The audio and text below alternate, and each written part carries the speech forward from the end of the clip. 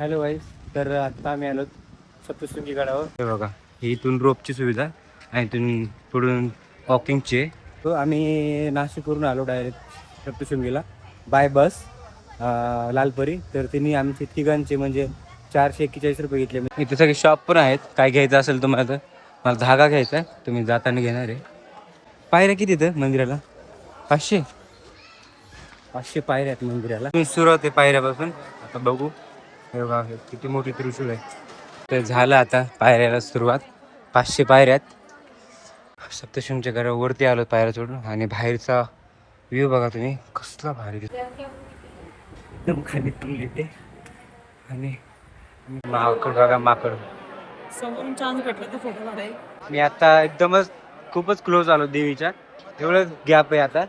इथं बघा, इथं पूजा चालू आहे. ते कसलं बरं आहे.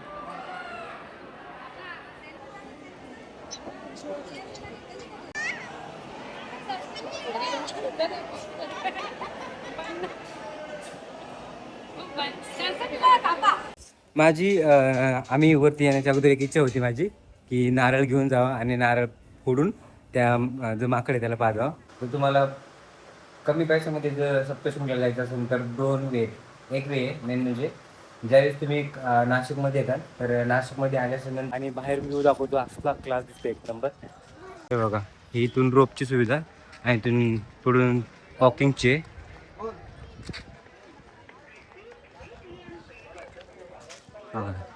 वरती मंदिर आहे देवीचं, कसं भारी वाटतंय. कुठं आहे? कुठून आहे? कुठून आहे? हे काय ते मत आहे. अरे तुझंच जाणार ना. कुठून? इथं शॉप वगैरे आहेत. मी तुम्हाला एक सांगतो, आम्ही नाशिकवरून आलो डायरेक्ट सप्तशृंगीला बाय बस लालपरी. तर तिने आमचे तिघांचे म्हणजे 441 रुपये घेतले, म्हणजे पर पर्सन 127-28, म्हणजे 150च्या आसपास. आता तुम्हाला आम्ही नंतर ज्यांनी ज्यांनी ज्यांनी कॉस्ट कमी लागेल तो ऑप्शन देऊ. जाताना आम्ही प्लॅन करतो कशाने जायचं, तुम्हाला सांगतो किती लागले तिकीट जाताना ते. इथे सगळे शॉप पण आहेत. काय घ्यायचं असेल तुम्हाला तर मला धागा घ्यायचा आहे, तुम्ही जाताना घेणार आहे.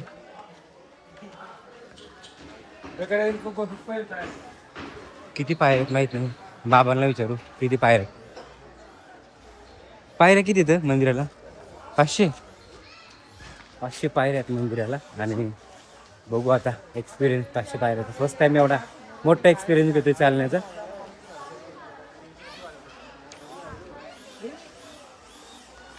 तुम्ही सुरुवात आहे पायऱ्यापासून. आता बघू. हे बघा, किती मोठी त्रिशूळ आहे. तर झालं आता पायऱ्याला सुरुवात. 500 पायऱ्यात. पण नशीब ऊन नाही पडलेलं, एकदम शिराळ पडले. बघू शकता क्लायमेट. आणि हवा पण एकदम थंड येते, त्याच्यामुळे काय जास्त काही जाणवणार नाही. पण पाय थोडेसे दुखते.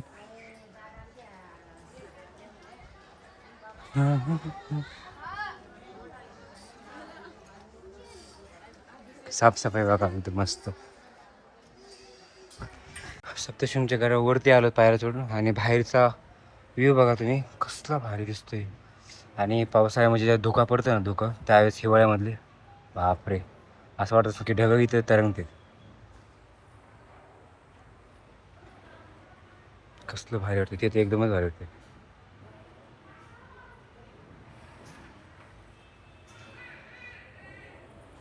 चला आता परत स्टार्ट करू. एकदम खाली येते. आणि मी पोचतोय आता. थोडं राहिले.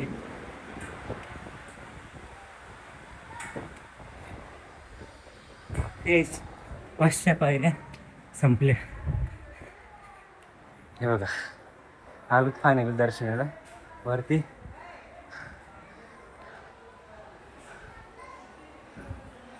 लास्ट राहिले बारीक क्रमांक 3 आणि 2 1 असे थोडेच राहिले. ते दिसत पण नाहीत पुढे. इथे देवी दिसणार नाही, त्यामुळे इथून दाखवतो. देवीचं मुख जरा वरती आहे, त्यामुळे दिसत नाही. माकड बघा माकड. समोरून चान्स भेटला तर फोटो काढाय. बघू हा गर्दी गर्दी नाही एवढी काहीच.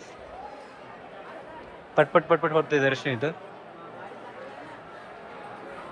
मला वाटतं दोन्ही साईडने दर्शनाला जागा लाईन लावलेली त्याच्यामुळे जरा गर्दी नाही आहे. माकड बघा माकड.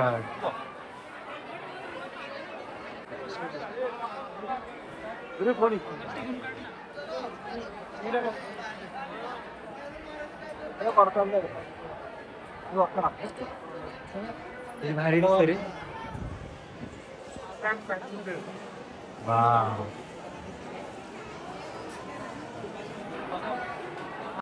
आम्ही खूप जवळ आलो बाबा. ही एक लाईन आहे एवढी एक लास्टच लाईन राहिलेली बघू शकता. हे 3 मुख इथं 1 2 आणि 3 तिन्ही पण देवी दिसते. तिथून आणखी भारू पुढून आणखी भारी दिसून ते पण तुम्हाला दाखवतो. मी आता एकदमच खूपच क्लोज आलो देवीच्या. एवढंच गॅप आहे आता. इथं बघा इथं पूजा चालू आहे.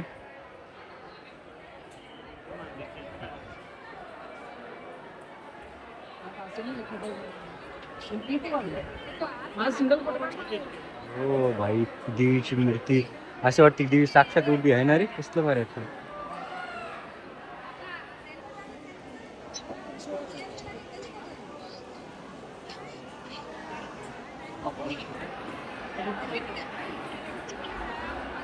कणव्यात जावा. आम देवी नाही दिसत आहे.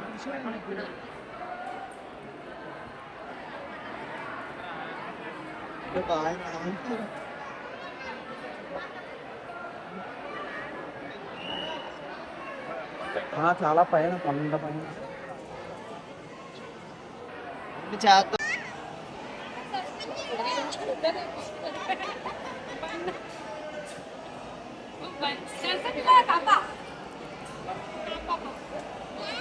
काही पाणी पाजतंय.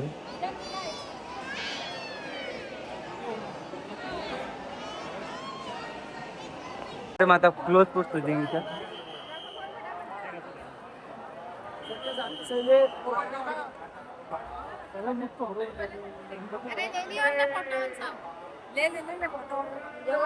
माझी आम्ही वरती येण्याच्या अगोदर एक इच्छा होती माझी की नारळ घेऊन जावा आणि नारळ फोडून त्या जो माकड आहे त्याला पाजवा. पण सीन झाला असं काय माहिती आहे का.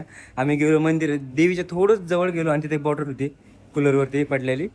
तर तो माकड तिथं आला आणि ती बॉटल खोलायचा प्रयत्न केला पण ती बॉटल खाली पडली. मग मी ती उचलली आणि ढक्कन खोलून त्याला पाणी पाजलं तर तो मस्त पाणी पिला. तो माझी इच्छा पूर्ण झाली. जी इच्छा होती ना ती झाली पूर्ण. मजा आली. तर फायनली आता आम्ही रूमवर आलो आणि तुम्हाला मी सांगतो तर तुम्हाला कमी पैशामध्ये जर सप्तशृंगीला जायचं असेल तर 2 वे. एक वे मेन म्हणजे ज्यावेळेस तुम्ही नाशिकमध्ये येतात तर नाशिकमध्ये आल्याच्या नंतर तुम्ही महानगरपालिकेची जी बस असते ती तेलगावपर्यंत आहे. तिथून त्या बसने तिथपर्यंत जा आणि तिथून नंतर लालपरी घेऊन तुम्ही जाऊ शकता. कारण की आम्ही डायरेक्ट इथून सप्तशृंगीला गेलो 3 जण. तर 441 घेतले. आणि काळी पिवळी जी बस आहे टॅक्सी आहे किंवा ॲटो वगैरे ते जास्त घेतात. ते पण सेमच बस एवढेच घेतात. तर तुम्ही सगळ्यात सोपा ऑप्शन म्हणजे ती महानगरपालिकेची जी बस आहे तिने तुम्ही तेलगावपर्यंत जा आणि तिथून नंतर तुम्ही बस चेंज करू शकता. येताना परत काळी पिवळी किंवा बसने तेलगावपर्यंत या आणि तिथून परत महानगरपालिकेच्या बसने नाशिकमध्ये या. थोडासा म्हणजे टायमिंग असतो बसचा येण्या जाण्याचा त्यावेळेस तुम्हाला वेट करावं लागेल. बाकी मग या थ्रू जर गेला तर तुम्हाला खर्च कमी लागेल. तर मग दर्शन तर एकदमच भारी झालं आणि लोकेशन एकदम भारी खूप मस्त. आणि आमच्या दर्शनाला जास्त वेळ नाही लागला. तर तुम्हाला सप्तशृंगीचा ब्लॉग कसा वाटला कमेंट करून मला नक्की सांगा. आवडला असेल तर लाईक करा, शेअर करा.